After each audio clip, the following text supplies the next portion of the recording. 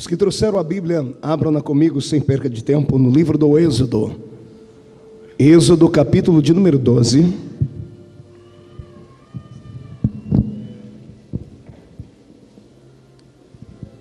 Louvado seja o nome do Senhor Jesus. Êxodo 12. Está escrito assim: E disse o Senhor a Moisés e a Arão na terra do Egito: Este mês vos será o principal dos meses, será o primeiro mês do ano. Falai a toda a congregação de Israel, dizendo: Aos 10 deste mês, cada um tomará para si um cordeiro, segundo a casa dos pais, um cordeiro para cada família. Mas se a família for pequena para um cordeiro, então convidará ele o seu vizinho mais próximo, conforme o número das almas, conforme o que cada um puder comer. Por aí calculareis quantos bastem para o cordeiro. O cordeiro será sem defeito, macho de 1 ano. Podereis tomar um cordeiro ou um cabrito, e o guardareis até o 14º dia deste mês. E todo o ajuntamento da congregação de Israel o imolará no crepúsculo da tarde. Tomarão do sangue e o porão em ambas as ombreiras e na verga da porta, nas casas em que o comerem. Naquela noite comerão a carne assada no fogo, com pães asmos e ervas amargas o comerão. Não comereis dele nada cru, nem cozido em água, porém assado ao fogo. Comereis a cabeça, as pernas e a frissura. Nada deixareis dele até pela manhã. O que porém ficar até pela manhã, queimá-lo-eis no fogo. Desta maneira o comereis: lombos cingidos, sandálias nos pés, cajado na mão. Comê-lo-eis à pressa, porque a Páscoa do Senhor está chegando aí. Porque naquela noite passarei eu pela terra do Egito, e ferirei na terra do Egito todos os primogênitos, desde os homens até os animais. Executarei eu juízo sobre todos os deuses do Egito, porque eu sou o Senhor. O sangue vos será por sinal nas casas em que estiverdes. Quando eu vir o sangue, passarei por vós, e não haverá entre vós praga destruidora, quando eu ferir a terra do Egito. Este dia vos será por memorial, e celebrareis como solenidade ao Senhor nas vossas gerações, e celebrareis por estatuto perpétuo.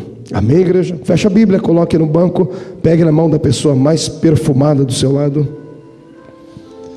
Feche os corredores. Aperte a mão da pessoa que está do seu lado com carinho até ela dizer aleluia. Pentecostal que não faz barulho está com defeito, não é? Feche seus olhos, vamos orar. Pai, nós te exaltamos nesta noite, te glorificamos. Quando eu entrei dentro desta igreja, um irmão me fez lembrar da mensagem de ontem, Jesus, e me disse que o Senhor já havia descido da nuvem, já estava aqui dentro. É uma verdade, é uma realidade. Eu sinto a sua presença nesta noite dentro deste santuário. Gostaria de me dispor agora à sua presença e pedir ao Senhor que me tomasse como um vaso profético nesta noite, que eu não falasse aquilo que a sua igreja quer ouvir, mas sim aquilo que ela precisa, aquilo que ela necessita ouvir. Enquanto eu estiver ministrando, o Senhor tem liberdade para curar, para salvar, para batizar com o Espírito Santo, para trazer as suas revelações à existência. E Senhor, não se faça nesta noite de rogado. Derrame sobre nós tudo aquilo que o Senhor tem prometido. É o aniversário desta igreja e hoje é o último dia da festa. No último dia da festa a expectativa é grande. Todos nós queremos sair daqui embriagados com o melhor vinho que o Senhor pode dar. Aqueles que estão com sede, Senhor, deverão ter a sua sede tragada nesta noite pelo poder do seu nome. E antes que eu comece a derramar sobre o teu povo as revelações que tu me destes para hoje, eu lhe faço os 2 pedidos que faço sempre. O primeiro é que ao redor deste templo, num raio de 5 quilômetros quadrados, onde houver uma investida satânica, onde houver um espírito desencarnado preparando-se para roubar a bênção deste povo, eu dou a esses demônios 5 segundos para se mudarem de Londres, para sumirem daqui de Notting Hill, porque se não sumirem, serão queimados pelo poder da glória do Senhor, que vai descer sobre esta igreja daqui a alguns momentos. Senhor, eu ainda lhe faço um segundo pedido, que é um pedido de atrevimento espiritual. Se ainda tenho crédito no céu contigo como pregoeiro da sua palavra, abra a porta do seu palácio sobre esta igreja agora, e manda do céu para a terra uma comitiva angelical. Envia anjos especiais nesta noite. Eu gostaria que o Senhor enviasse anjos de fogo, como os serafins, aqueles que ardem em fogo diante da sua presença, que eles possam esparramar brasas tiradas do seu altar, e onde houver um crente batizado com o Espírito Santo, renova a alma deste crente nesta noite, e delimita, Senhor, as cercanias da sua presença neste lugar, porque carecemos do seu poder, em nome de Jesus Cristo. Amém e amém. Antes de se assentar, levante o dedo de profeta para cima comigo, aponte o dedo para o irmão que está do seu lado com carinho e respeito, e diga para ele: escute aqui, cidadão, comemora-se hoje o dia da Páscoa, e para mim Páscoa é diferente da Páscoa do mundo, você sabe. Nada de chocolate, nem de coelhinho. Digo que eu quero celebrar é a minha libertação. Você concorda comigo? Então dê um grito de glória a Deus bem alto aí, aplauda o Rei Jesus e tome o seu assento. Glória a Deus. Glórias sejam dadas ao nome do Senhor Jesus. Igreja do Senhor, noiva do Cordeiro, simpatizantes da nossa fé, obreiros do Senhor que estão na minha retaguarda, estarão com certeza torcendo pela nossa vitória, porque a minha vitória é a nossa vitória nesta noite. Eu pedi a Deus uma palavra para esse culto, e o Senhor me deu Êxodo capítulo 12, e todas as vezes que eu falo sobre Êxodo 12, o meu espírito se põe de pé. Parece que a minha alma quer se descolar do corpo, porque eu tenho um texto escrito para campeões, um texto escrito para quem nasceu com a vitória já sobre a sua existência e sobre a sua vida. Eu sei que alguns devem estar dizendo: pastor, mas esse texto foi escrito para Israel, o Israel lá do Oriente. Eu sei disso, você também sabe disso, mas todos nós sabemos que tudo que foi escrito acerca daquele povo pode muito bem ser aplicado à minha vida e à sua vida, porque afinal de contas, em Abraão fomos nós recebidos em Deus para que as promessas que caíram sobre eles recaiam também sobre nós. Assim como Deus deixou o capítulo 12 do livro do Êxodo como a galeria da vitória, da libertação do seu povo, eu quero profetizar que hoje é o dia D da sua existência, é o dia onde o Senhor vai determinar a sua libertação de uma vez por todas. Eu profetizo a abertura de todos os cativeiros que estão aí te prendendo, e se você pode acreditar nisso, já no começo desta mensagem, erga a sua mão bem alto e exploda adorando o seu Deus, dando um grito ao nome dele. Mas antes que eu lhe convide a chegar aqui no capítulo 12, aqui no capítulo da vitória, no capítulo da ascendência do povo do Senhor, onde eles deixaram de ser escravos para serem patrões, onde eles deixaram de viver comandados para aprenderem a comandar, eu quero lhe convidar a um passeio pela Bíblia Sagrada antes desse texto. Numa época em que o Senhor estava observando a terra e procurando sobre ela alguém em quem ele pudesse confiar, alguém que pudesse carregar sobre si as suas mais belas e santas promessas. Eu lhe convido a vaguear comigo pelo tempo e entrar pelas pairagens da Mesopotâmia antiga. Caminhe comigo agora pela terra de Ur dos Caldeus, uma grande, bela e sucinta cidade, uma cidade de magistrados, homens muito inteligentes e intelectuais habitaram aquela terra antiga, segundo a arqueologia moderna nos fala.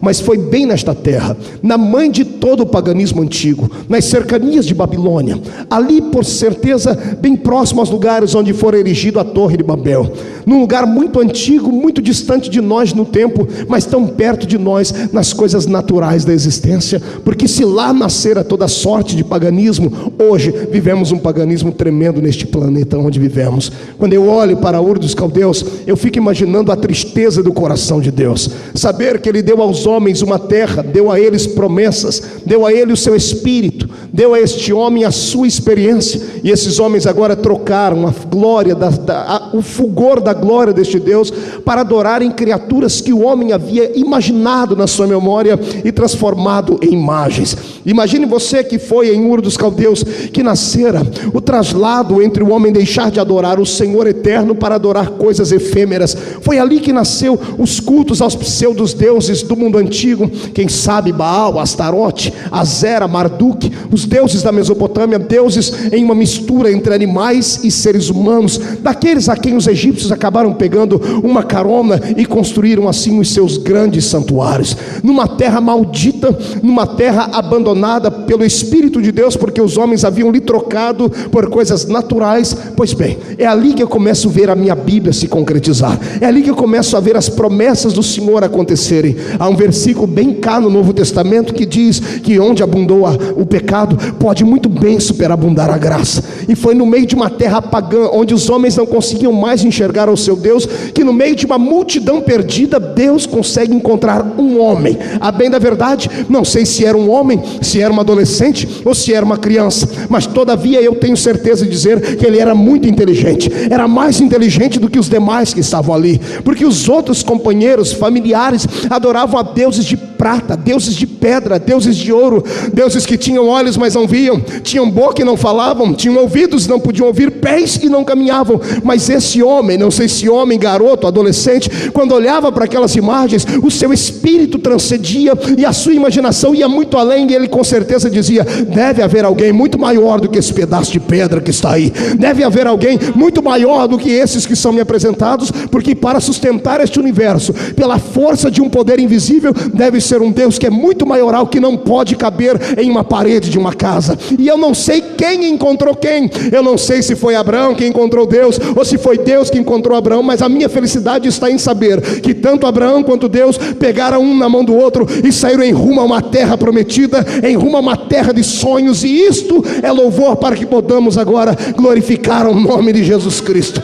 Deus não precisa de uma multidão de homens para provocar um avivamento e um despertamento na terra. Ele precisa de um ser humano, que seja ele inteligente, visionário, e que tenha ele o Espírito do Senhor dentro de si. Quando eu prego nesta noite para vocês, eu tenho coragem de dizer que nessa noite eu não estou pregando para homens e mulheres de carne e osso apenas, estou pregando para homens e mulheres que nesta noite serão transformados em brasas de fogo tirada do altar para encandecer este planeta. Eu não estou pregando para uma simplesmente classe ralé de seres humanos, não, eu estou pregando para o povo mais inteligente que está aqui hoje dentro deste bairro de Notting Hill, e posso provar, enquanto alguns estão se curvando diante de deuses mortos, eu estou pregando a um povo que adora um Deus eterno e vivo. E não é o problema de não enxergarem a presença dele, de não poderem ver nem tocá-lo, que vai bloquear a nossa fé, porque mesmo nós não podendo tocá-lo, sabemos que ele tem poder para nos tocar. Mesmo nós não podendo vê-lo, sabemos que ele tem poder de se manifestar em nosso meio. Aliás, eu já sinto a glória dele aqui no nosso meio e posso adorá-lo com isso. Mas quando Deus se revela a este homem se revela a Deus, como eu disse, não sei se ele era uma criança quando ele teve esse vislumbre de Deus, mas já era um homem formado, quando teve a aptidão de ouvir a voz dele e obedecê-lo. Caminhe comigo, é uma história antiga, mas a bem da verdade não é só uma história, é um épico, isso aqui é uma poesia, é uma história contada em forma de um poema. Imagine você que este homem chamado Abraão agora está casado, no meio da sua família, e um deslumbre de Deus pela madrugada lhe aparece, e o Senhor fala com ele na madrugada, porque era comum Deus falar com as pessoas sempre na madrugada. Enquanto todos estavam em silêncio, o meu Deus resolvia abrir os seus lábios, e Deus falava com ele assim: meu filho, saia da terra onde está, e vá para uma terra onde ainda eu hei de te mostrar. Saia do meio da sua parentela aí, ponto final. Quando eu começo a meditar na vida de Abraão, eu vejo que uma das maiores qualidades que um ser humano pode ter diante de Deus é a coragem, é ter um espírito corajoso para ter confiança e fé na palavra que o Senhor Deus liberou sobre a vida dele. Diferente de outros homens da Bíblia, que quando foram vocacionados, tiveram que sair para matar bois, para queimar traias. Diferente de outros homens da Bíblia, que para servir a Deus antes, porém, deram desculpas, tinham que casar, tinham que vender e fazer coisas mais. Este homem, no meio da madrugada, ao ouvir a voz de Deus, não se fez de rogado, não colocou reticências na palavra do Senhor, não colocou mais, porém, entretanto e talvez. Ele levantou-se no meio da noite, pegou a sua família e saiu. Detalhe, saiu sem saber para onde ia, saiu acreditando que Deus era o seu guia e era a sua luz. Quando eu prego aqui em Londres, esse texto parece que é mais vivo do que quando eu prego no Brasil, porque eu estou diante de homens e mulheres que é exemplo de Abraão, receberam um chamado de Deus para saírem da sua terra, e saíram muitos sem saber para onde ir. Aliás, sabiam que o endereço era Londres, mas não sabiam o que iria acontecer. Saíram acreditando em palavras proféticas, nos sonhos que Deus colocou dentro do seu coração, e parabéns por você ter vindo. Por isso está aqui hoje, e o que Deus prometeu Ele vai cumprir. Fique tranquilo, porque Deus encontrou em você coragem. Se você procurar na língua portuguesa, no dicionário do Aurélio, o que significa a palavra coragem, ou um homem corajoso, você vai ficar como eu, muito feliz. Coragem não é uma atitude de alguém que não tem medo de nada. Coragem é uma pessoa que, mesmo tendo medo, tendo fraquezas, ela vai lutar pelos seus sonhos, porque para ela o que consiste a vida é em realizar os seus sonhos, custe o que custar, doa quem doer. Mesmo não tendo forças, ela luta para conquistar os seus sonhos. Eu estou feliz porque estou pregando para um povo corajoso nessa noite.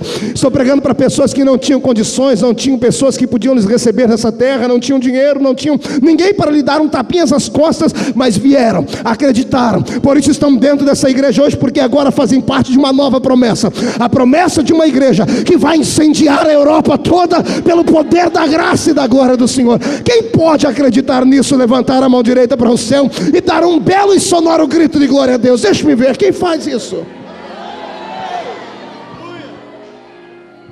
Mas vem comigo.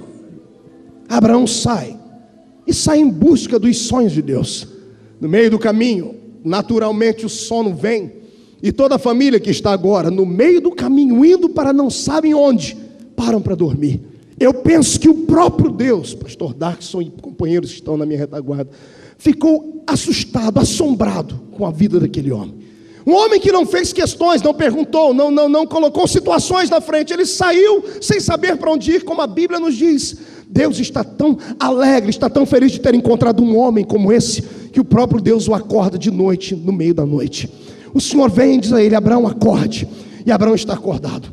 O Espírito de Deus está alegre. Eu vejo Deus saltitando no céu. Deus dizendo a ele: há muito tempo eu não encontro um homem como você. E ninguém que é tão corajoso pode sair sem ter uma promessa na vida. Venha cá que eu vou lhe dar uma promessa agora.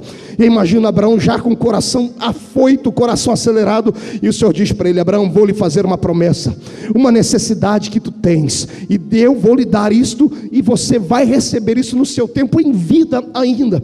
Eu imagino Abraão, como todo ser humano, pensando: o que é que Deus fará comigo? Será que Ele vai me dar um grande nome? Não, Deus não prometeu dar a ele um grande nome, embora tenha dado a ele este nome.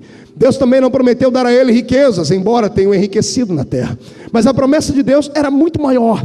Era uma falha que havia na genética da esposa dele. O sonho de todo homem era ter continuidade na sua família, sendo pai. E a mulher de Abraão, mesmo sendo linda, mesmo sendo uma beldade, não podia dar a ele um filho. E aí que o Senhor entra dizendo: Abraão, eu vou te dar um filho, e vou fazer de você uma grande nação, e em ti todas as famílias da terra serão benditas, Abraão.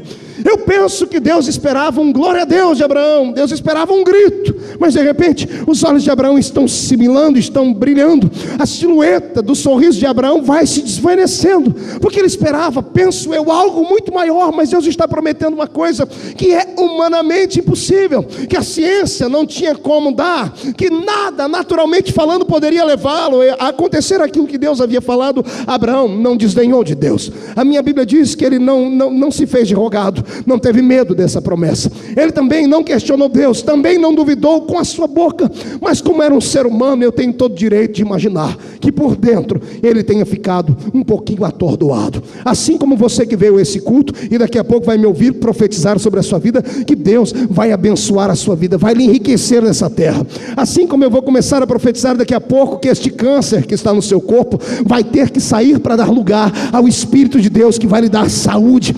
Eu sei que ouvir palavras como essa, por fora cremos, mas por dentro é natural que venhamos a duvidar. E quando Deus observa o interior de Abraão, e percebe que por dentro uma pequena silhueta, uma sombra de dúvida vem pairando, o Senhor chama a atenção dele e diz assim: sai para fora da tenda, porque eu vou lhe mostrar como é que isso vai se dar. Abraão, vou lhe dar duas tarefas simples e fáceis. A primeira, olhe para o céu e conte o número das estrelas que estão lá em cima. E Abraão, como servo obediente, começa a contar. A ciência moderna diz que ao olho nu o homem pode conseguir detectar 2.500 estrelas no máximo. O que passar disso, ele com muita dificuldade vai conseguir saber onde estava a última que ele contou. A ciência diz que ao olho nu, pessoas que têm um QI um pouquinho mais avançados e são geralmente muito atenciosas conseguem detectar 2.500 estrelas no céu. E Abraão começa a contar. Eu não sei se ele alcançou esse número, mas tenho certeza que por um momento o coração dele titubeou.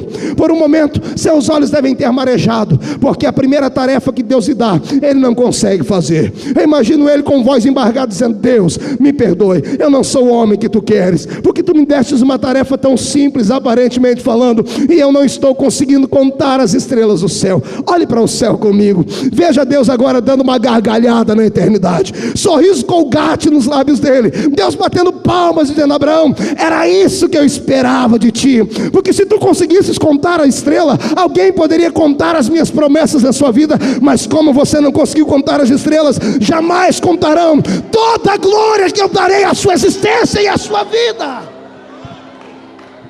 Aleluia.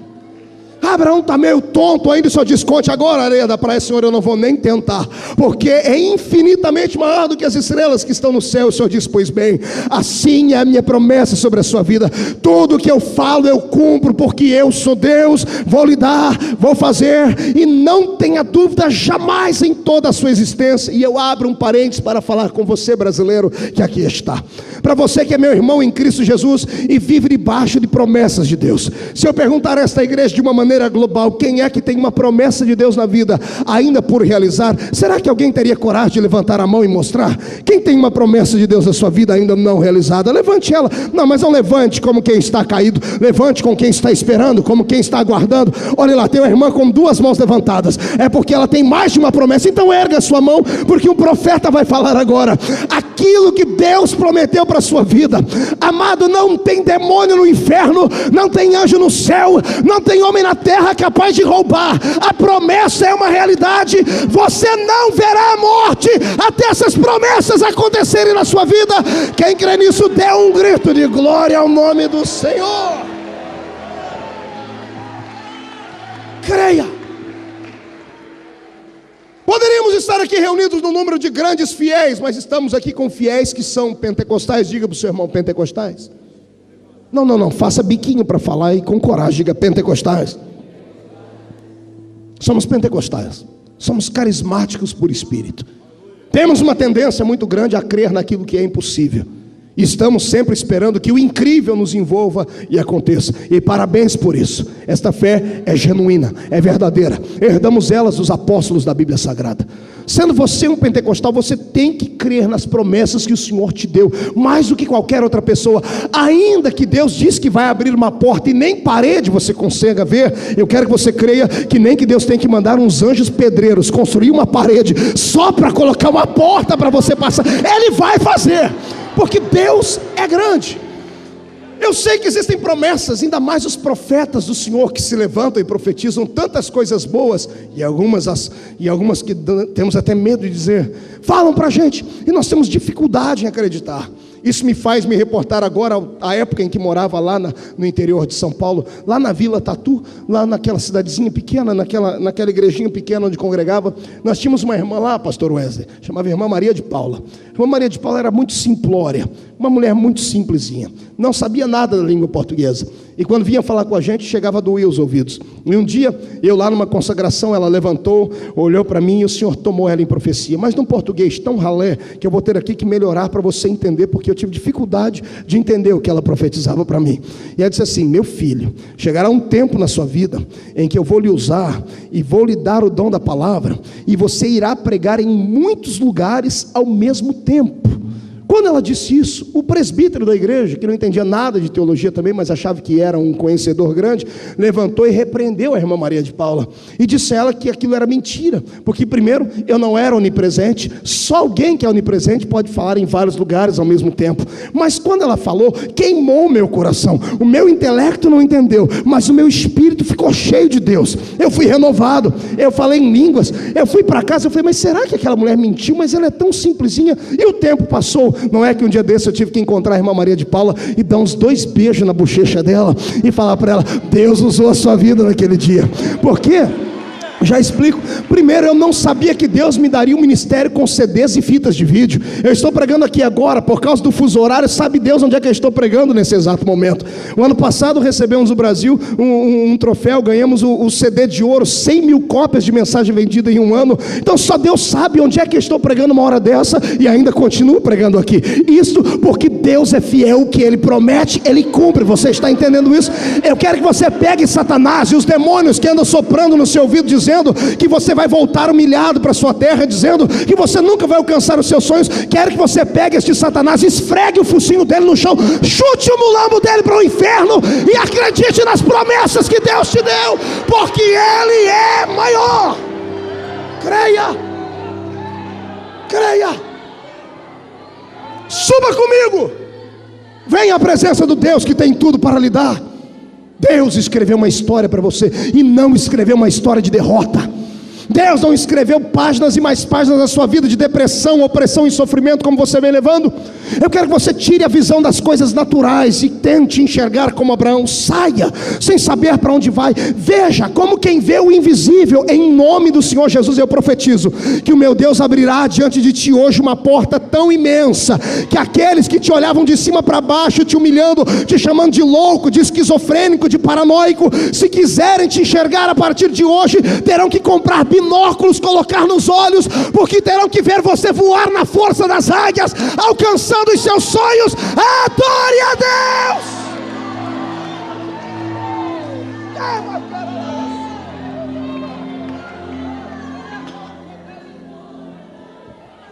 Creia nas promessas. Por gentileza, levante a mão direita para cima. Tem algumas pessoas dormindo aqui. Coloque a mão no ombro do seu irmão com carinho e respeito. Queria que os obreiros fizessem isso aqui também, porque aqui é a vitrine nossa. Quero que você, com carinho, chacoalhe o seu irmão até ele ficar irritado. Acorde ele, não, mas chacoalhe com força. Diga para ele, você tem promessas. Então por que está com esse olho seco igual olho de coruja? Com essa boca travada, essa boca de aço, essa língua de ferro? Comece a adorar ao seu Deus, porque os milagres vão acontecer.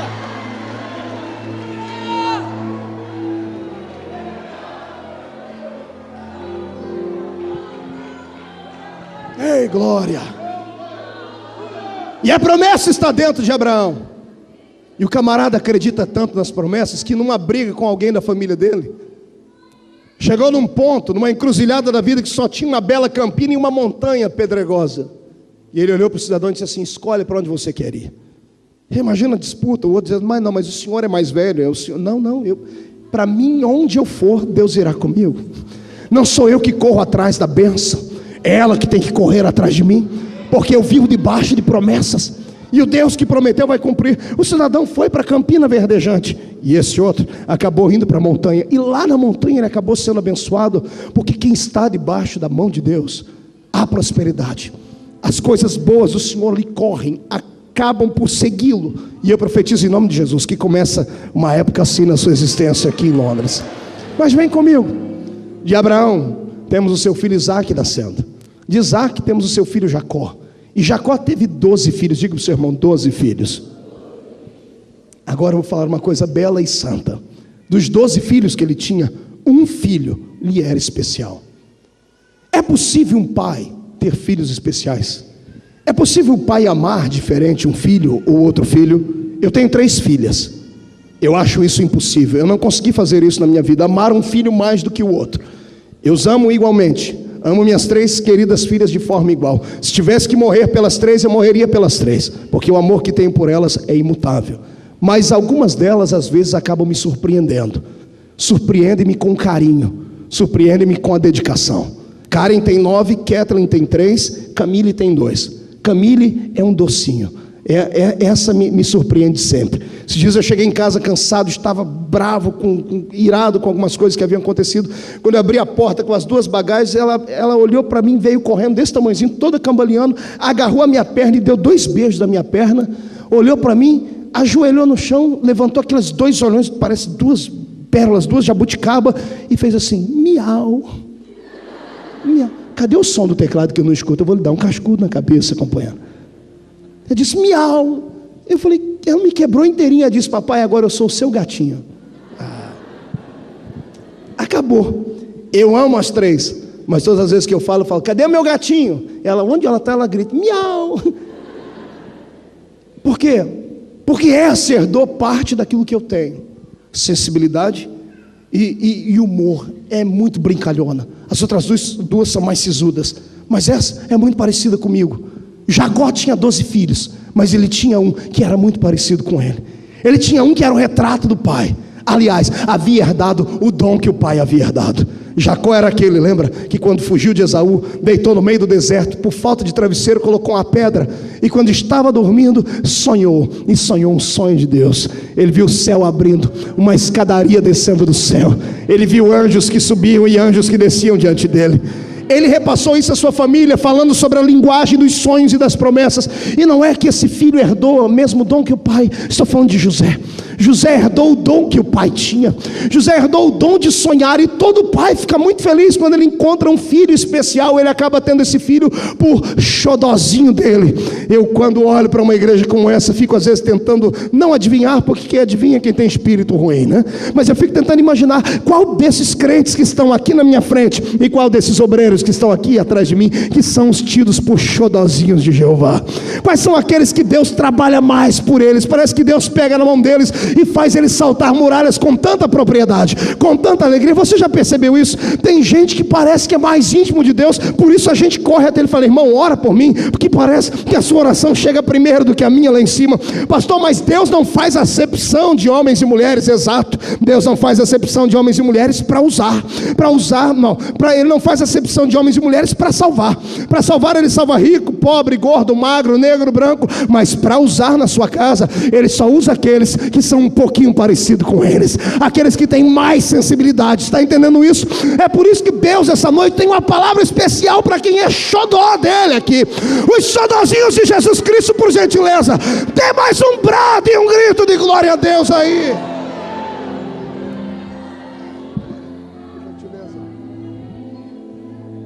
E a história continua. E quando Deus ergue a vida desse rapazinho chamado José na terra, que luta, que tribulação. Como é difícil ser um filho querido pelo pai. Como é difícil suportar as agruras na terra, as invejas dos irmãos mais velhos. Como é difícil conviver com aqueles que nós não contamos como nossos inimigos e acabam se transformando da noite para o dia.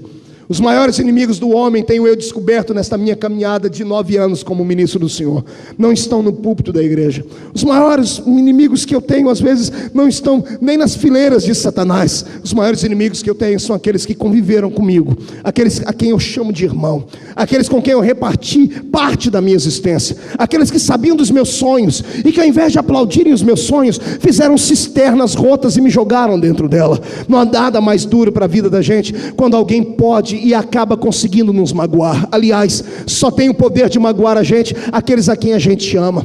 As únicas pessoas que podem nos pegar de surpresa, nos traindo, são aqueles a quem a gente acabou dedicando tempo a eles, mas faz parte da vida. Aquele que tem um sonho grande terá que aprender a pagar um preço caro por este sonho. Aquele que tem uma chamada de Deus aviltada terá que aprender a caminhar por caminhos diferentes dos demais seres humanos. Escute, quando Deus escolhe um homem ou uma mulher para uma obra diferente, o caminho deles será totalmente diferente. Tal pessoa será jogada dentro de um rio e terá que aprender a nadar contra a correnteza, terá que aprender a andar na contramão da vida, terá que aprender a caminhar mais de joelho e caído no chão do que de pé sorrindo, terá que aprender a viver mais solitário do que no meio de uma multidão de pessoas, porque quanto maior o sonho, mais caro ele lhe custará. Todavia, este sonho por certeza vai acabar te jogando não apenas dentro de uma cisterna, não apenas dentro de uma casa para ser empregado como José, pode acabar te jogando ficando dentro de um calabouço, dentro da masmorra de um palácio, e pior, tu poderás ser esquecido, abandonado lá dentro 2 anos até. Todavia, um dia você vai acordar dentro deste flagelo, vai acordar dentro dessa cadeia, todo sofrido, todo abandonado e magoado, e vai receber um convite para se apresentar diante de um rei. E tenha certeza, neste dia você não voltará mais para dentro daquela prisão. Você vai terminar a noite dormindo dentro de um palácio, porque é uma chamada de Deus, de uma promessa em andamento. Sonhe, e sonhe muito. Lute pelos seus sonhos. Acredite naquilo que Deus plantou dentro da sua alma.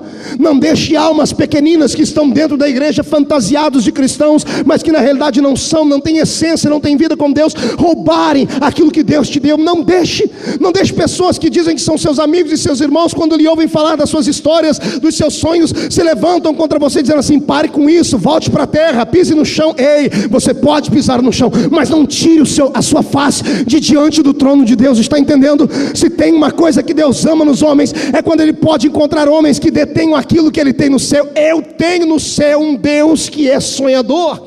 Eu tenho no céu um Deus que sonhou para você uma vida melhor, maior, mais poderosa e mais agraciada.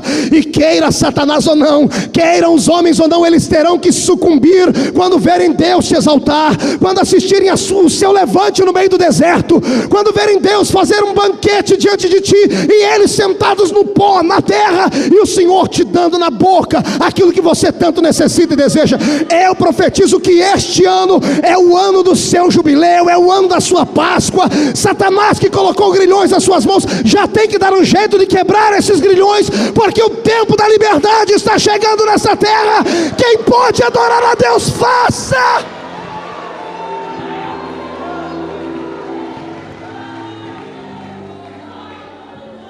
Deixa-me lhe dar uma palavra, não como profeta, mas como homem que vive no meio dessa humanidade, que vive numa época onde a lei predatorial é vigente, numa época onde o mais forte vence o mais fraco, o que tem mais intelecto consegue vencer aquele que menos intelectual é.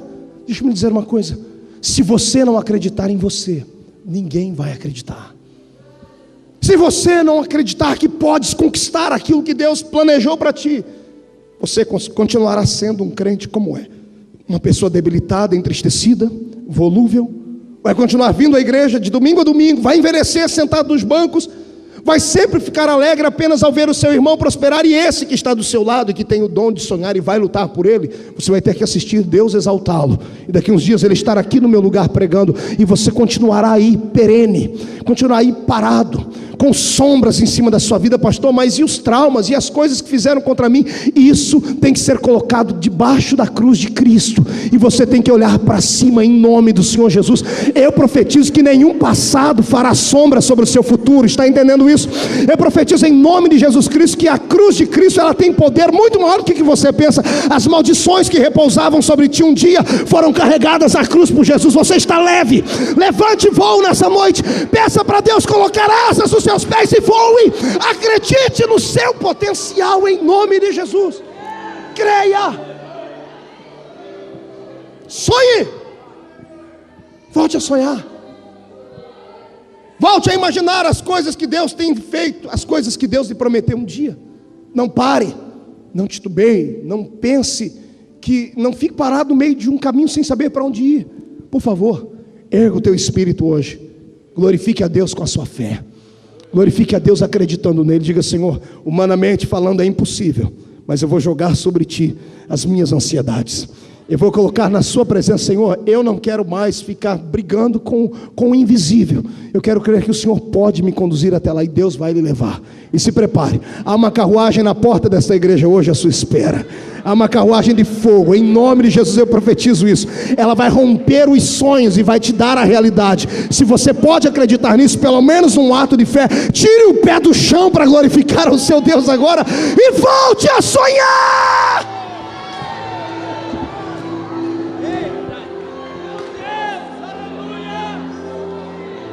Sonhe.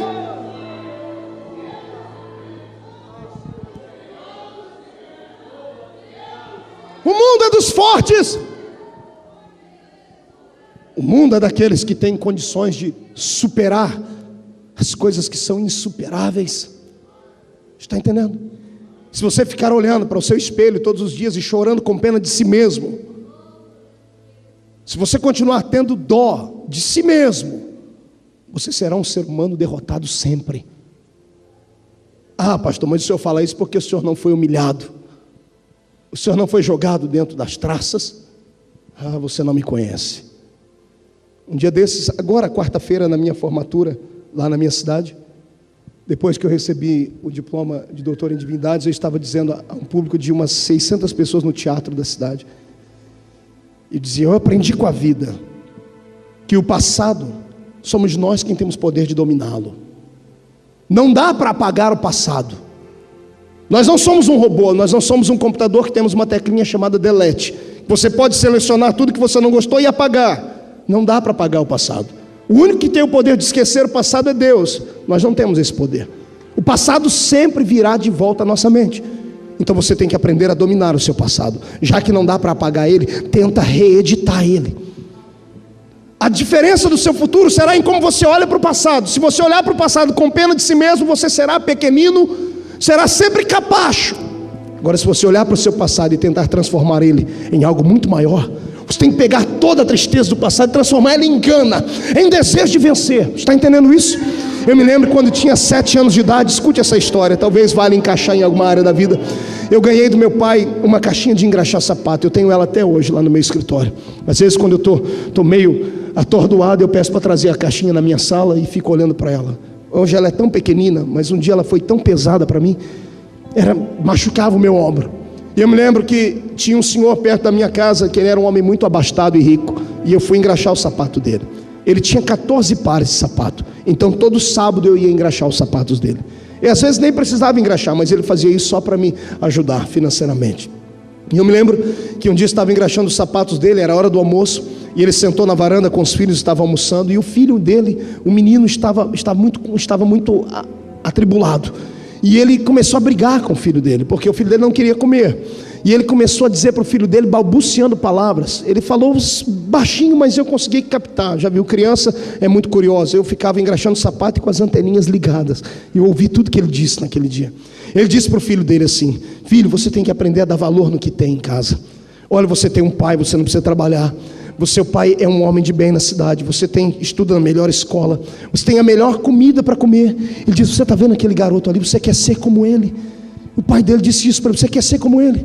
Alguém sem família, alguém que precisa trabalhar o dia todo. Ele não vê a mãe, não vê o pai não mora com ele. Eles moram em 12 pessoas dentro de 2 cômodos, porque ele conhecia a minha vida, eu sou amador. Ele diz: esse menino não vai ter futuro. O futuro dele vai ser um trombadinha na vida. Não é porque ele vai querer ser, é porque a vida vai levar ele a isso. Porque ele é pobre, não tem um pai que esteja ao lado dele sempre, e a mãe dele trabalha por fora, e coisas assim. Amados, aquilo me deu um nó na garganta. Eu era uma criança. Eu não briguei com ele, mas eu terminei de engraxar os sapatos e fui para casa. Eu abracei minha mãe quando cheguei em casa. Minha mãe era uma mulher, até hoje, não sabe ler nem escrever. Eu disse para minha mãe: mãe, eu vou ser um trombadinho quando eu crescer. Minha mãe olhou para mim e disse: por que você está falando isso? Eu falei: porque aquele doutor onde eu vou engraxar os sapatos dele, ele falou para o filho dele que se o filho dele não comesse aquela comida que ele estava mandando, ele ia ser como eu, ia acabar virando um trombadinha. A minha mãe não sabia nada de intelecto, não sabia nada de motivação. Ela me abraçou e chorou comigo e disse: você só vai ser um trombadinho se você quiser, porque eu estou lhe dando educação, eu estou lhe dando condições de você ser um ser. É possível ser pobre e ter uma vida digna. Naquele dia, isso era no sábado, domingo de manhã eu fui à missa. Eu era coroinha do padre naquela época. Eu cheguei na missa mais cedo, dobrei diante de uma imagem muito grande que tinha lá, porque a minha fé estava depositada nela. E eu falei com uma senhora que estava lá, que eu nasci no dia dela, dia 12 de outubro. E eu pedi a ela: padroeira, eu não quero ser um trombadinha. Como ela não tem ouvidos, não podia me ouvir, alguém que estava acima dela me escutou. Alguém que é muito maior do que pedra me escutou. E o Senhor disse: não, você não vai ser isso. Deus pegou uma página da minha vida, pegou a sua caneta de ouro e escreveu um capítulo dourado. Deus me transformou num homem de verdade. O que eu vou contar agora, segura, porque você vai voar. Tem 3 anos o que aconteceu. Eu estava em Ribeirão Preto, bem vestido como sempre, com a minha pastinha do lado, e chegou um senhor de cabelos grisalhos perto de mim e disse: parece que eu lhe conheço. Eu disse: eu não me recordo do senhor. Você mora aqui em Ribeirão? Eu disse: não, eu moro em Orlândia, uma cidadezinha aqui perto. Eu disse: eu também sou de lá. Eu olhei para ele, o senhor mora lá? Ele disse, quem é o senhor? Ele disse, eu sou o seu amador. Quando ele falou amador, queimou meu coração. Subiu um calor da planta dos pés ao alto da cabeça. Era um homem dos 14 pares de sapato. Eu olhei para ele e disse assim, eu lembro do senhor. O senhor lembra de mim de onde? Eu estou vendo a sua fisionomia, garoto. Parece que eu te conheço. Falei, eu era o garoto que engraxava os seus 14 pares de sapato. Ele olhou assim para mim, arrumou o óculos, olhou do pé a cabeça e falou, mas o que aconteceu com você? Você virou vendedor? Eu disse, sou muito mais que vendedor. Disse, então você é um empresário? Eu disse, sou muito mais que empresário. Então você é político? Eu disse, eu não me rebaixo, doutor. Eu sou embaixador do reino de Deus na terra. Sou um homem de Deus, sou alguém transformado pelo poder de Cristo. Ele olhou para mim, esboçou um sorriso, ele disse assim para mim, como você conseguiu isso? Eu disse, graças ao Senhor. Ele tremeu, eu disse, como que eu te ajudei? Eu disse, quando naquele dia engraxava o sapato do senhor, e o senhor disse para o seu filho que eu ia ser um trombadinha. Ele abaixou o rosto, vencido e humilhado. Ele chorou, tentou se explicar, eu disse, não tem de se explicar. Eu te agradeço pelo que o senhor fez, de coração. Porque naquele dia, o senhor me fez ir falar com a minha mãe, e a minha mãe me fez falar com Deus. E não é que Deus ouviu a minha oração, doutor. Não é que Deus transformou a minha vida. Eu quero que você entenda que você não nasceu para derrota, você não nasceu para ser lixo. Pode até ter sido lixo, mas o meu Deus vai te transformar em luxo. Ele tem coisas maiores para você.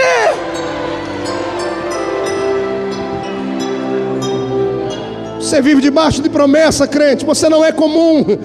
As pessoas quando andam pelas ruas da cidade olham para você, vê carne, vê ossos, vê roupas, mas Deus não, Deus vê uma promessa em andamento. Deus vê alguém que será grande. Imagine você, que quando os homens olharam para alguns homens ao estarem nascendo nessa terra, viram apenas bebezinhos, e Deus, como enxerga o futuro, olhava para eles e via neles capitães, generais, governadores, estadistas, apóstolos. Esta é a visão que Deus teve acerca de você. Você não veio a essa existência para ser capacho, você não veio para ser cauda, você foi colocado para ser cabeça.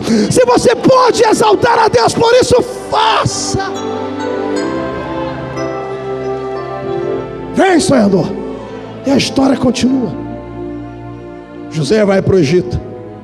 Lá no Egito, o Senhor dá a ele a chave daquela nação na mão. O Egito vai passar por um cataclisma de fome na terra. Os hebreus estão do lado de fora e são convidados a entrarem na terra por causa de José. E por causa da amizade de José com Faraó, os judeus são abençoados. Os hebreus estão na terra agora e começam a crescer e crescem e passam naquela terra 430 anos. Mas os últimos anos foram terríveis. Os primeiros anos eles estavam na terra como amigos, como convidados. Os últimos anos passaram ali como escravos. Escravos ao ponto de terem a sua nação por um momento colocada em xeque. Faraó, que agora está dominando a terra, não entendia nada de aliança, não entendia nada de palavra que havia sido dada pelo seu antecessor a José. O Faraó, agora que está em vigência, entrega o coração a Satanás e articula uma maneira de parar os hebreus, de parar o crescimento deles, porque eles eram muito grandes na terra. E de repente um pacto é feito entre Satanás e este Faraó, e ele decreta a falência do povo hebreu, mandando com que as parteiras matassem todos os meninos do sexo masculino que nascessem naquela terra. Amados, quando isto acontece, quando está tudo bloqueado, Satanás está feliz, porque ele conhece a profecia de Gênesis 3:15. Ele sabe que da semente da mulher nasceria um que acabaria por fim esmagando a sua cabeça. Sabedor ele que este povo já estava na terra e eram os hebreus, ele tenta matar os homens do sexo masculino entre os hebreus, colocando um fim na terra, colocando um fim na nação hebreia que estava se levantando agora. Isto era uma artimanha de Satanás, era uma artimanha cósmica para bloquear a raça humana de receber a salvação. Mas nesse interim, o meu Deus começa a trabalhar. Eu vejo um casal que se predispõe no meio de duas divisões, ou melhor, de uma divisão que há agora na terra entre os hebreus que estão aprisionados no Egito. Lendo a Bíblia Sagrada, eu descobri que esses 430 anos na terra do Egito fez muito mal a Israel. Duas nações estavam dentro de uma só agora, e essa nação hebreia estava dividida entre si. Havia parte dos hebreus que haviam acostumado com a terra no Egito, haviam acostumado com viver no Egito, estavam acostumados a comer a comida do Egito, e a outra metade estavam, mesmo sendo num número bem menor, orando a Deus para que as promessas feitas a Abraão acontecessem. Mas havia uma grande multidão de hebreus que, mesmo estando debaixo da promessa, preferiam ficar no Egito. Estavam acostumados a comerem as comidas do Egito, estavam acostumados a uma vida de escravidão. E eu abro um parênteses para falar com a igreja do século 21 agora, e dizer a vocês que nós temos esses dois povos no nosso meio ainda. Temos um grupo de crentes dentro da igreja que não estão mais esperando a vinda de Jesus, que não aguardam mais o arrebatamento da igreja, gente que nem sabe que isto vai acontecer, e passam dias, meses e anos sem se lembrar de que um dia Jesus voltará à terra para nos arrebatar. Gente acostumada com o Egito, gente acostumada a viver nessa terra, porque afinal de contas tem ouvido um evangelho barateado e prostituído por aí, que promovem ao homem um céu na terra, um céu de possibilidades, uma fé onde tratamos Jesus como se ele fosse um grande empresário, como se ele fosse um grande banqueiro e não um salvador de almas. Quantas igrejas existem por aí que banalizaram a fé e transformaram os cultos em grandes altares de promiscuidade? É do meu conhecimento que aqui nessa terra existem igrejas que têm até um baile dentro da igreja no final do culto. As pessoas estão fazendo de tudo para agregarem almas dentro da igreja e perderam a visão do céu. São pessoas acostumadas com o Egito. Graças a Deus, essa noite eu estou pregando a um povo aqui que, mesmo estando ainda no Egito, não se acostuma com a terra da escravidão nunca. Não está acostumado a viver, a comer essas coisas podriqueiras que existem por aí.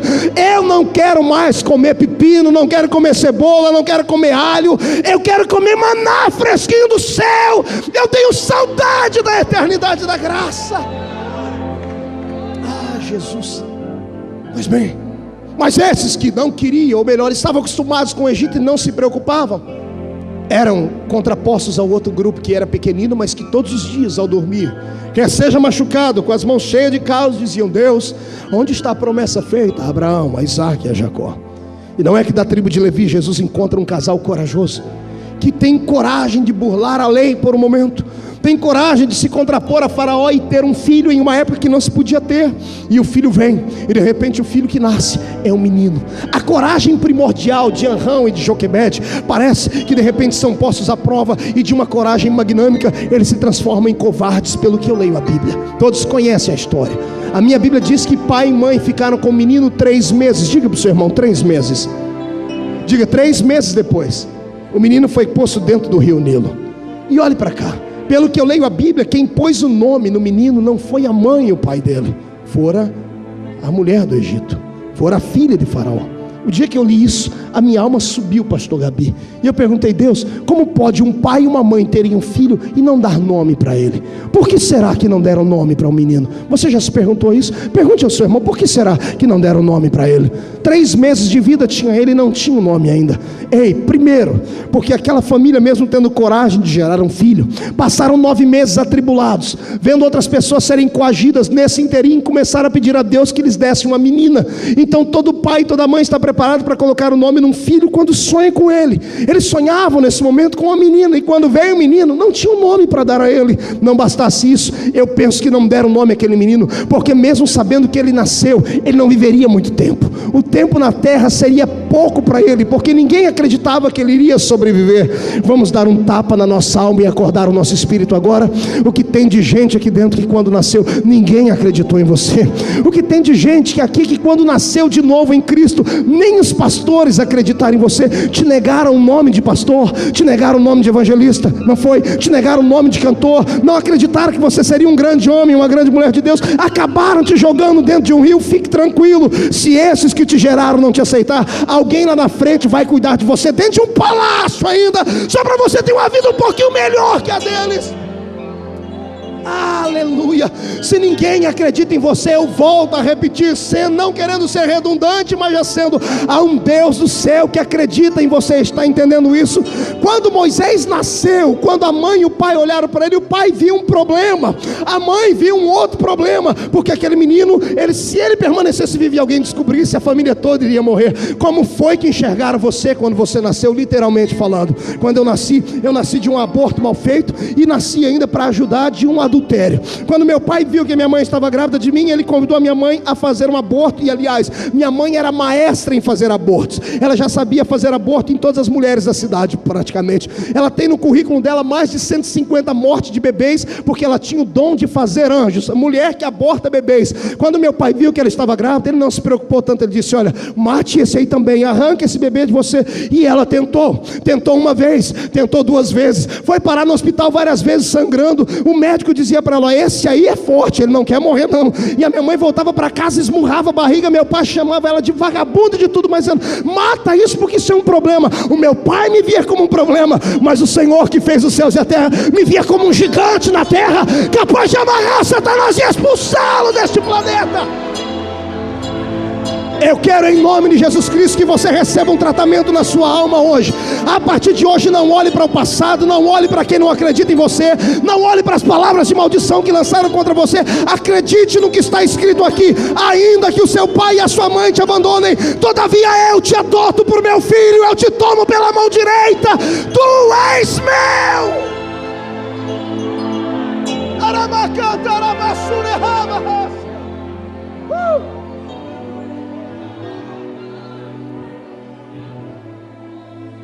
Vamos falar um pouquinho ainda sobre essa gravidez.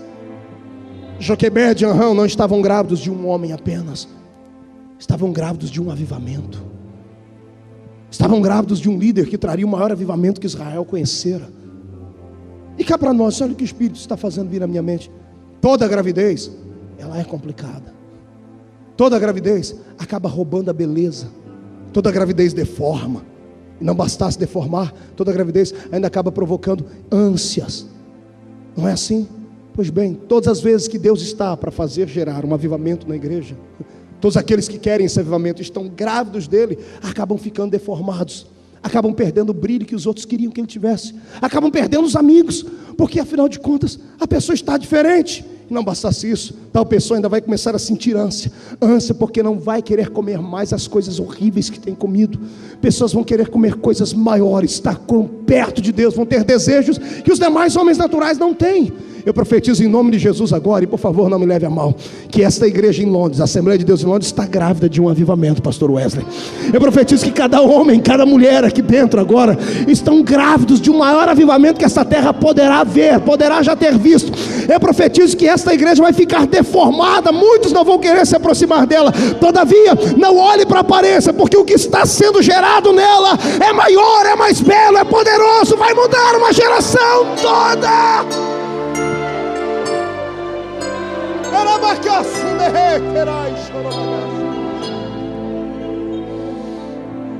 Ai, Jesus. E o avivamento cresce e toma proporções imensas. Agora ele não é só um pequenino menino jogado nas águas de um rio. Agora ele é príncipe do Egito, herdeiro do trono de Faraó. Passa por algumas turbulências. Deus precisa interferir para que ele não siga o curso normal dos faraós. Aliás, Deus não queria que no futuro de Moisés ele fosse lembrado só como mais uma múmia do lado de Tutankhamon. Deus queria que o nome dele estivesse aqui, na galeria dos heróis da fé, na Bíblia Sagrada. Você escolhe o que quer ser da vida depois de ser vocacionado. Se você quer ser só mais uma múmia embalsamada, para as pessoas lembrarem de você como alguém que passou, ou você quer continuar sendo vivo depois que tudo acontecer. As suas palavras vão incendiar esta geração. Está me ouvindo isso, crente? As suas palavras vão levantar os homens. Eu profetizo isso. Profetizo que aquilo que o Ivo Pitangui não pode fazer com as pessoas, a sua palavra pelo Espírito de Deus fará. Haverá mudança no comportamento, haverá mudança no corpo físico, haverá mudança, porque Deus, quando traz esta glória, Ele faz ela completa. Você pode acreditar nisso? Dê um grito de glória a Deus aí. O avivamento está de pé. Está ele com coragem para enfrentar Faraó agora. Ele recebe uma chamada de Deus e todos conhecem a chamada de Moisés. Agora ele está diante de Faraó e o Senhor deu a ele palavras, dizendo assim: o que você falar eu cumpro.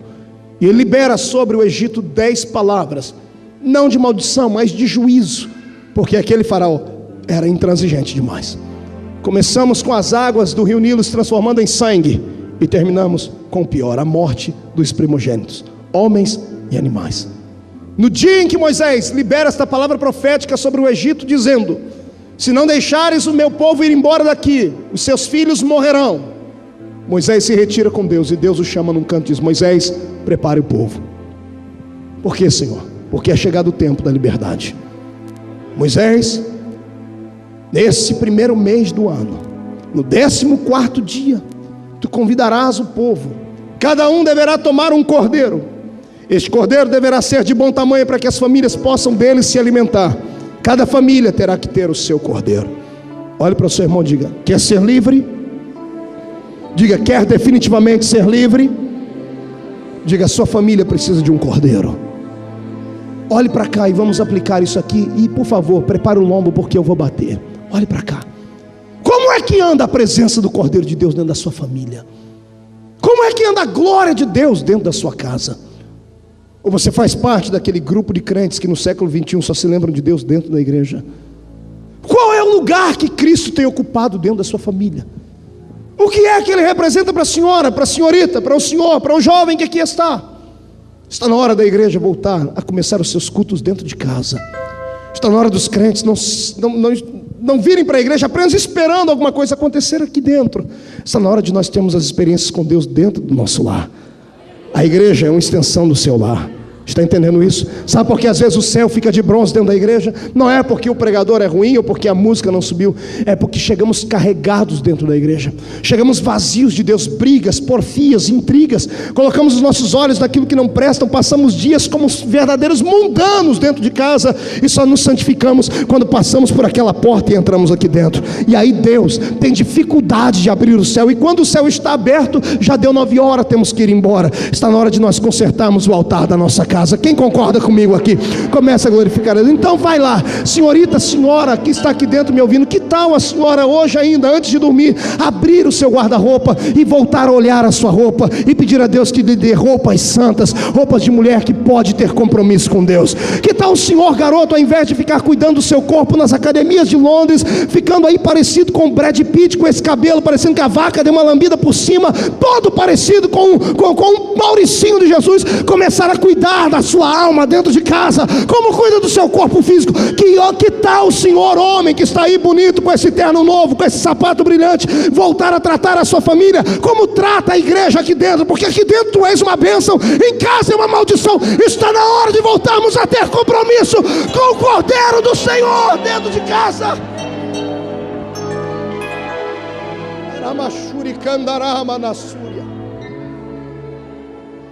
Que é que Cristo tem sido para ti? Só um bibelô de enfeite? Ou Ele tem sido parte da sua família? Reveja a sua casa. Levante um altar dentro do seu lar hoje. Coloque Jesus no lugar dele dentro da sua casa. Porque senão as famílias que estão vindo à igreja neste século terão dificuldade de ouvir o som da trombeta de Deus. O evangelho está banalizado.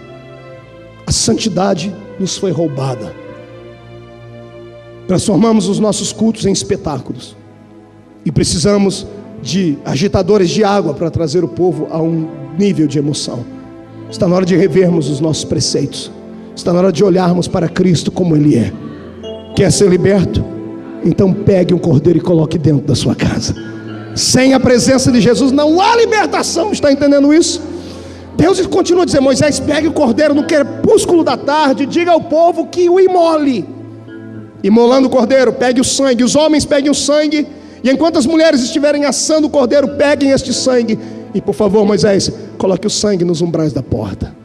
Toda casa onde houver a marca deste sangue, o anjo da destruição, quando passar por ela, vai poupar esta casa. Precisamos uma vez mais da marca do sangue de Jesus, irmãos. Precisamos de uma proteção divina sobre o nosso lar. Estamos vivendo um embate de batalha espiritual como jamais vimos na história. Há uma ressurreição satânica na terra, onde homens e mulheres voltaram-se para Satanás em questões de satanismo, de bruxaria e coisas mais. Quantas pessoas estão aquém disto?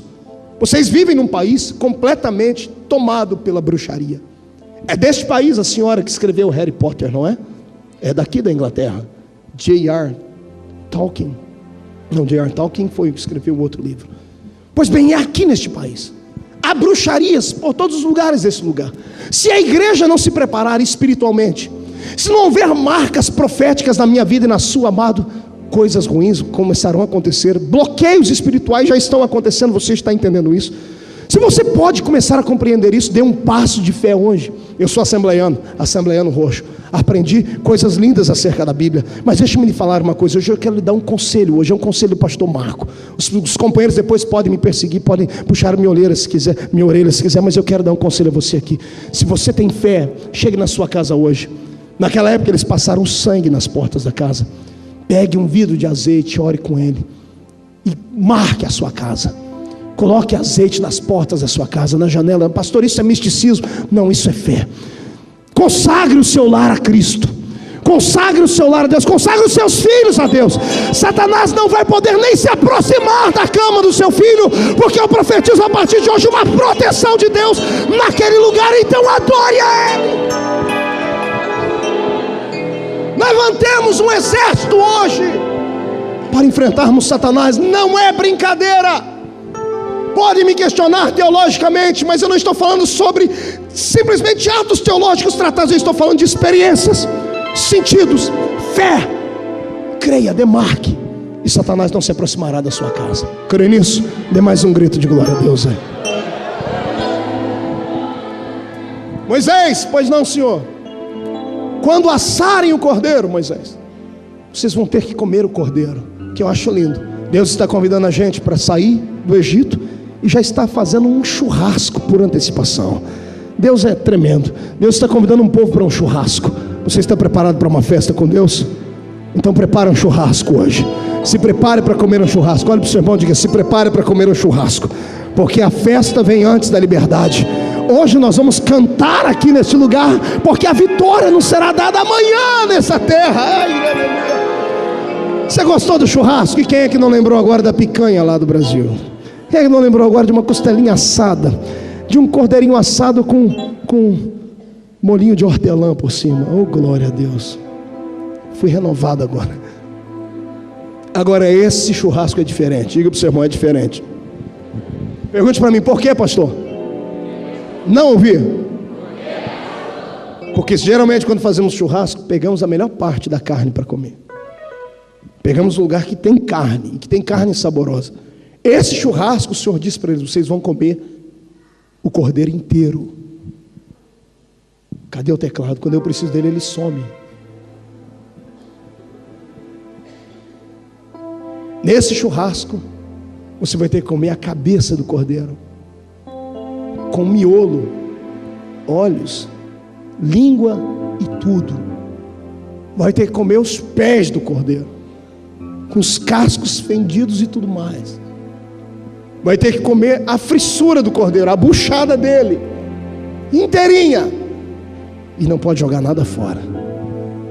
Eu olhei e orei e disse: Deus, o que é isso? O Senhor disse: filho, quem quer ir para a terra da liberdade tem que devorar o cordeiro inteiro, tem que aceitar ele inteirinho, tem que aceitar o Jesus do domingo da ressurreição, mas tem que aceitar o Jesus da sexta-feira da crucificação, tem que aceitar o Cristo das possibilidades, mas tem que aceitar o Cristo sofredor, tem que aceitar as vantagens do Evangelho, mas tem que aceitar também as desvantagens dele.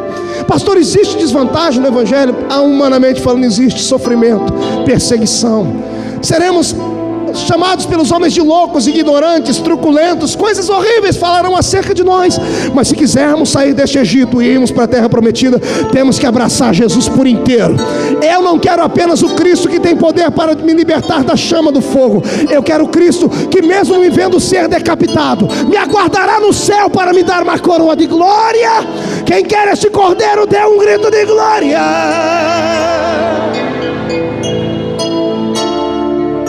Esta é a Páscoa do Senhor. Moisés, o que é, Senhor? Vocês vão comer este cordeiro, mas vão comer diferente. Que jeito, Senhor? Vão ter que comer em pé, vão ter que comer cingidos, vão ter que comer bem vestidos, preparados para sair, porque é o tempo de acabar de comer e sair do Egito, porque eu vou abrir a porta. Eu vou abrir os grilhões que prendem Israel. Peça para o povo comer preparado, porque depois que terminarem de comer este cordeiro, as portas que os prendem estarão abertas, e o meu povo verá a luz, o meu povo verá a terra se aproximando deles, e nunca mais serão escravos dessa terra. Olhe para o seu irmão e diga: prepara-te.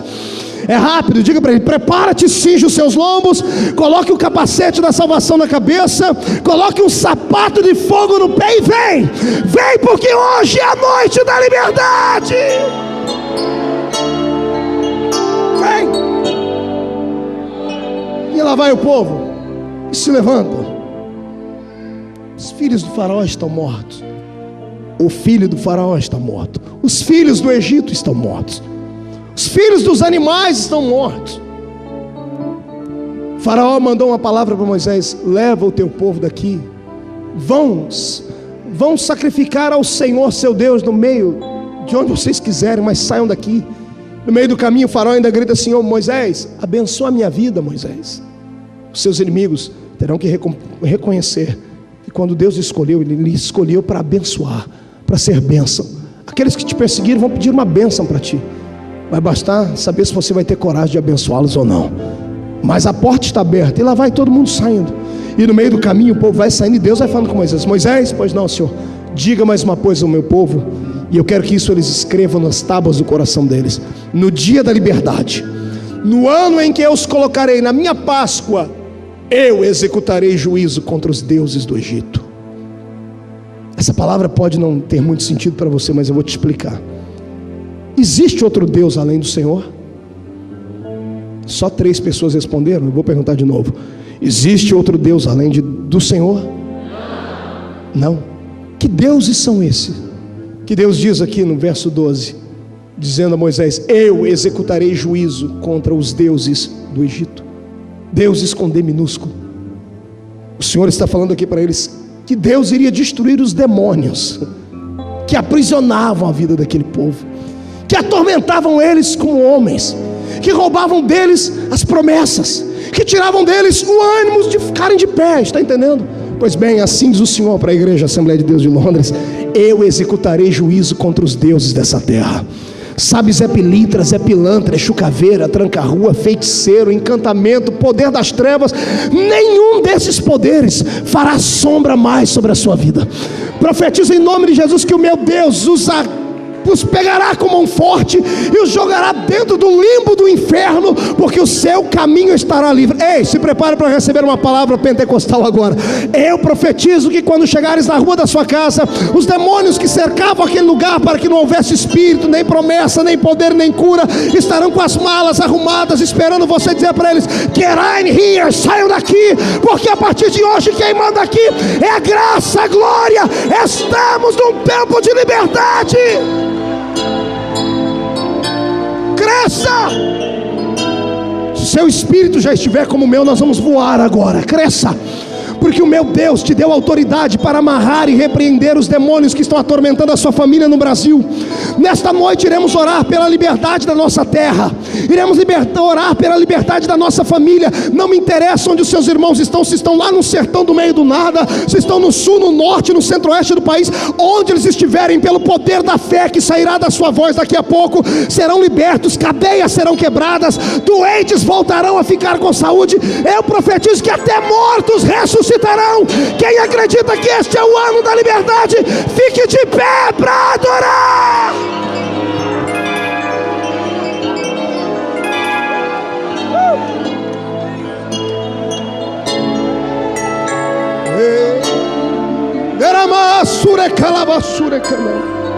Pegue na mão do seu irmão, por gentileza.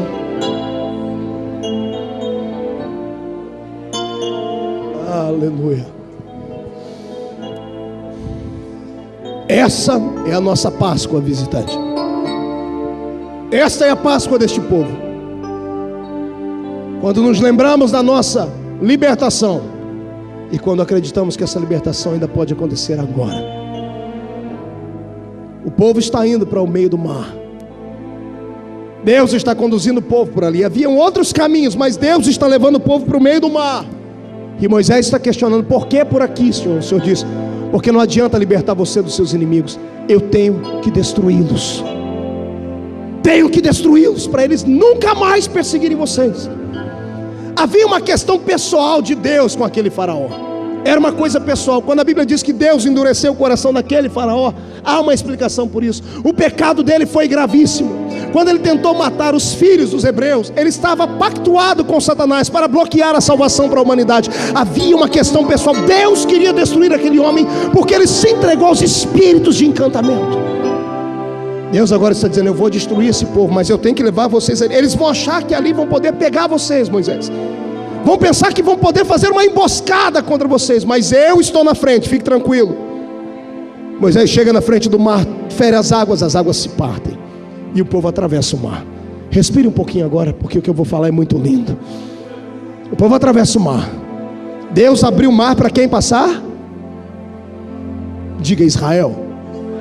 O mar era para quem passar? Quem tentou passar no lugar de Israel morreu. Quando Deus abre uma porta para esta igreja passar, essa porta está aberta e limitada só para a gente desta igreja passar. Quem tentar passar por aquela porta que Deus abriu por ti, para ti, verá a morte, será punido. Por isso ninguém tenha inveja de ninguém aqui. A porta que Deus abriu para mim, só eu passo por ela. A que Ele abriu para você, só você passa por ela. Se tentar entrar atrás de mim, vai ver a mão de Deus. Está ouvindo? Então você tem uma porta aberta. Dê um grito de glória ao nome do Senhor aí. Segundo, esta é a parte mais linda que eu li na Bíblia. Tinham 2.710.000 pessoas atravessando o mar naquele dia. Tinha gente forte que atravessou primeiro e gente fraca que ia logo chegar por último. O Deus que abriu a porta para o forte passar, não fechou a porta até que o mais fraquinho chegasse do outro lado. Mas veio uma revelação para o meu espírito muito linda, que eu vou lhe contar agora. A alegria de um artilheiro não é só fazer o gol. Fazer o gol é um detalhe. A alegria está ali correr para a torcida e ver a torcida vibrar e gritar com ele. A alegria não é só atravessar o mar. A alegria é cantar a música do outro lado. Agora olha que coisa linda. Esse que está do seu lado é muito mais forte do que você, como os pastores que estão aqui são muito mais fortes do que eu. Alguns já chegaram do outro lado do mar e eu estou aqui no meio do caminho junto com você. Detalhe: todos que chegaram primeiro vão ter que esperar a gente chegar para cantar um hino junto com a gente. Só canta o hino quem chega do outro lado, está entendendo? Olha para o seu irmão e diga assim: parabéns por você ter chegado lá. Olha para o outro e diga assim: parabéns por você ter chegado lá. Agora diga: cantar a música. Diga, grite: cantar a música é só quando eu chegar do outro lado.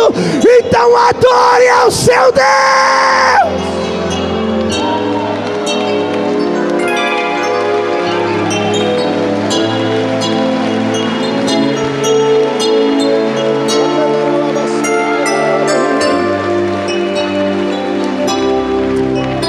Feche seus olhos, por gentileza. Feche seus olhos. Toque para mim graça, filho, graça.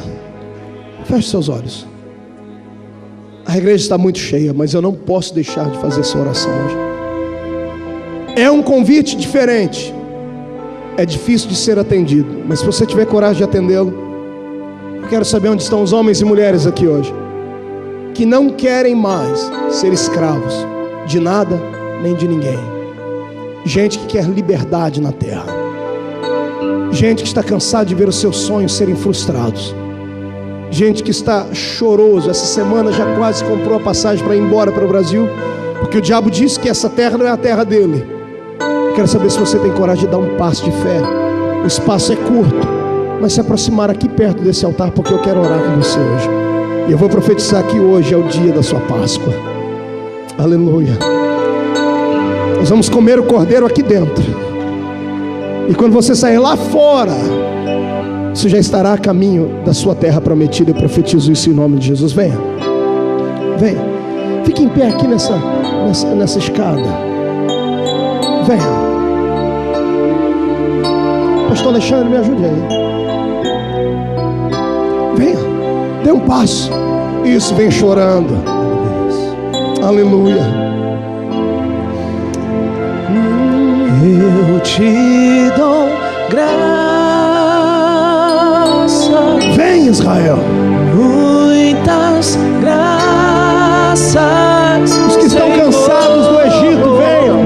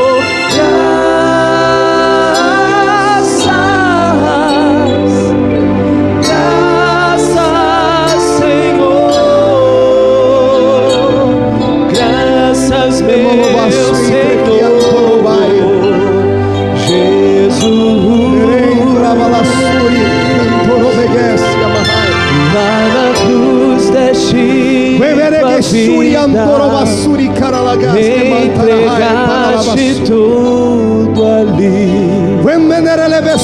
Vida eterna conquistaste ao morrer. Por teu sangue tenho entrada ante o trono celestial. Posso entrar confiadamente ante a ti. Pegue no braço do seu irmão, no braço. Para dar-te muitas, nós teus filhos damos, meu Senhor, pelo Cordeiro Pascual, nós te damos, pela liberdade do Egito, Senhor, graças, meu Senhor. Atravessando o mar eu vou dizer, eu te dou, meu Deus, muitas. Aleluia. Pegue no braço do seu irmão, feche seus olhos.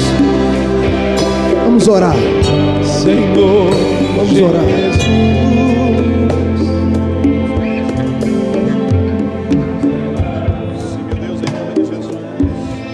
Senhor Deus, há muito tempo eu não faço a oração que vou fazer hoje. Sempre no término de uma campanha, de um congresso, eu invoco os céus para que desçam sobre a igreja. Mas hoje, Senhor, eu quero que desça o bálsamo de Gileade. Eu quero que desça um bálsamo sobre os pés dos seus filhos, pés que estão calejados, cheios de bolhas, pés machucados e não estão tendo forças para caminhar mais. Eu quero bálsamos sobre os ombros da sua igreja, que já não suporta mais o calor do Egito, do sol causticante, que os faz, Senhor, cozerem tijolos para ajudarem no reino de Faraó. Senhor, eu quero bálsamo sobre o coração dos aflitos. Senhor, eu quero um lenço da eternidade, enxugando os olhos que estão marejados de lágrimas, desses pequeninos seres humanos que deixaram a sua pátria e vieram para esta pátria em busca de um sonho, em busca de uma vida melhor, em busca de realizar-se. Senhor, alguns só não voltaram para casa ainda porque não têm coragem, outros porque não têm condições, estão humilhados, estão vencidos, estão precisando de uma unção nova nessa noite. E olha a mensagem que o Senhor deu a esta igreja. Hoje é a nossa Páscoa. Eu profetizo, Cordeiro de Deus, que cada um dos seus pedaços foram degustados pela sua igreja hoje.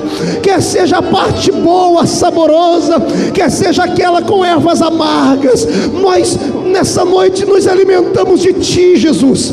Queremos um compromisso maior contigo, mas em nome de Jesus, ó Deus, derrama sobre esta igreja agora uma porção nova do Seu Espírito, que os coloque de pé, os caídos que recebam força para se colocarem na presença de Deus agora, os entristecidos que se preparem para sorrir, aqueles que têm a efusão do Espírito dentro da alma, que comecem a orar em outras línguas agora, que o céu que estava de bronze se parta, que desça sobre nós a Shekinah da sua glória.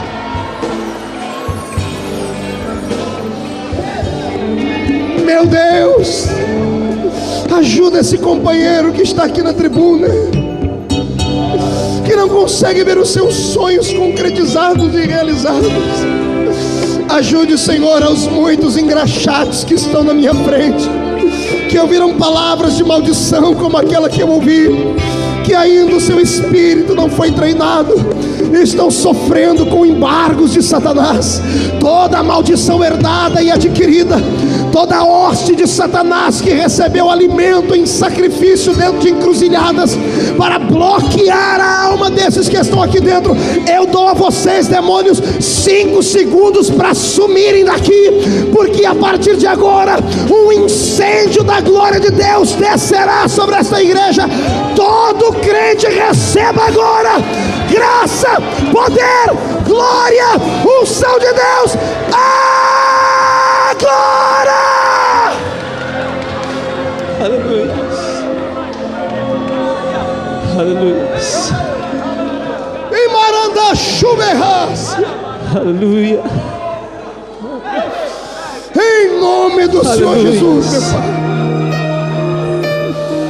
Levante as duas mãos para o céu agora, em nome de Jesus. Bem alto, chacoalhe as suas mãos. Fique cara a cara com o irmão que está do seu lado.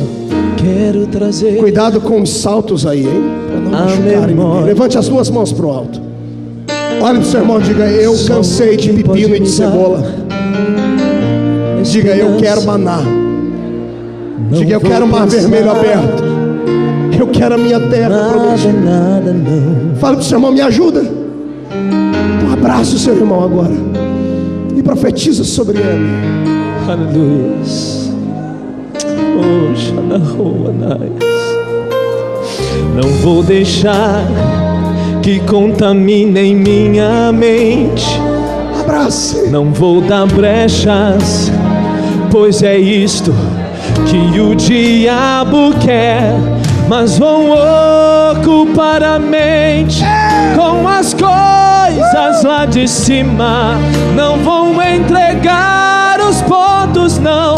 Vou dar a volta por cima. E se tentarem contra mim, se preparem, vão se arrepender. Eu estou em Cristo, sou imbatível, é claro que vou vencer. E se quiserem jogar pesado, com Deus vou prevalecer. Estou amado, fortalecido, edificado pela palavra de Deus. Eu tenho escudo, eu tenho a espada, armas pesadas Deus me deu. Estou orando e vigiando e descansando em Deus. Meu Deus, não vou deixar. Onde estão os vitoriosos aí? Que contaminem Capítulo 12 minha do Êxodo foi escrito para você. Não vou dar brecha. Foi escrito para você. Pois é isto que Deus está te levando para a terra prometida. Eu vou ocupar a mente com as coisas lá de cima. Nunca vou entregar os pontos. Vou dar a volta com meu Deus. Por cima eu vou. E se tentarem contra mim, se prepare, inferno, vai se arrepender. Eu declaro que estou em Cristo, sou imbatível, é claro que eu vou vencer. E se quiserem jogar pesado, com Deus vou prevalecer. Estou armado, fortalecido, edificado pela palavra de Deus. Adore ao Senhor, adore. Eu tenho um escudo e tenho a espada, armas pesadas Deus me deu. Estou orando e vigiando e descansando em Deus.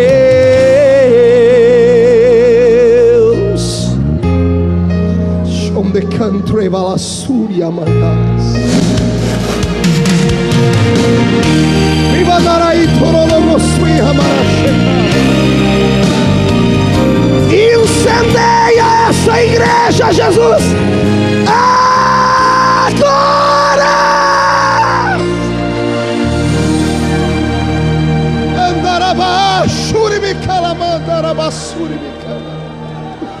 Meu Deus, levante a mão direita para cima. Cadê o teclado? Cadê o tecladista? Mão direita para cima, bem alto, bem alto, bem alto. Feche seus olhos.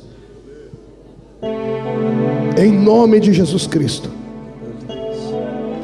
eu profetizo na noite deste dia, na Páscoa de 2005, a chave da liberdade do cativeiro sendo colocada na palma da mão deste irmão e desta irmã que está com a sua mão levantada. A chave que abrirá a porta da bênção espiritual, a chave que abrirá a porta de uma vida próspera, a chave que abrirá a porta de uma vida sentimental aguçada pelo Senhor. Profetizo em nome de Jesus Cristo que esses que vão atravessar essa porta hoje nunca mais voltarão a ser escravos, não sentirão mais saudades do Egito e levarão uma vida com Deus abençoadas e abastada. Se podes crer, fecha a tua mão, deposite no coração e dê um grito de glória a Deus. Mão direita para cima de novo, encerrando. Diga em nome de Jesus: os deuses do Egito, de Londres, do Brasil, eu ordeno que a partir de hoje desapareçam da minha frente, porque Deus me deu autoridade sobre vocês. Diga: venham para a palma da minha mão agora. Feche a sua mão, levante a sua mão. Vou contar até 3, vai jogar no chão e vai pisar em cima. 1. Deus já preparou um banquete no deserto para ti. 1,5, a sua casa será visitada onde quer que ela esteja. 2, o ano da liberdade chegou nessa terra. 2,5, Satanás é um derrotado. E 3, jogue no chão, pise em cima e glorifique a Deus. De avivamento é agora, pode soprar. Eu já sinto um forte vento, um vento impetuoso, irmão, não pare de adorar. Sopra vento, sopra vento, sopra vento, sopra vento, sopra vento, sopra vento. Há anjos de Deus cercando esse lugar. Então glorifica, deixa o meu Deus te tocar. Sopra vento, enche a casa. Sopra vento. Olha o vento do Espírito aqui está. Eu não sei se eu bater das asas, mas eu sinto ele soprar. Sopra vento, enche a igreja. Sopra vento.